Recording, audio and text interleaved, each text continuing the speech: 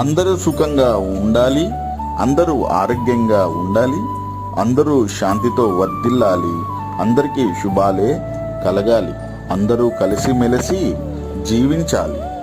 విశ్వమంతయు భారతీయ సంప్రదాయం నిండి ఉన్నది. భారతీయ సంప్రదాయ వ్యవస్థలో ఒక విశిష్ట పద్ధతి కూడా ఉన్నది. గురువు నుంచి విద్యని నేర్చుకోవడం, దానిని మరలా శిష్యులకు బోధించడం. అలా మన భారతీయ ధర్మశాస్త్రాలన్నీ విశ్వ విఖ్యాతి చెందిన ప్రాచుర్యం పొందినవే. అందుకే భగవాన్ శ్రీకృష్ణ పరమాత్మ ధర్మో రక్షిత రక్షితం అంటారు. ధర్మం ధర్మం ధర్మం. ధర్మాన్ని నీవు కాపాడితే ధర్మం తిరిగి నిన్ను కాపాడుతుంది. ధర్మం వైపే నీ ఆలోచన, ధర్మం వైపే నీ అడుగు, ధర్మమే నీ ప్రయాణం. కాబట్టి ధర్మో రక్షిత రక్షితం.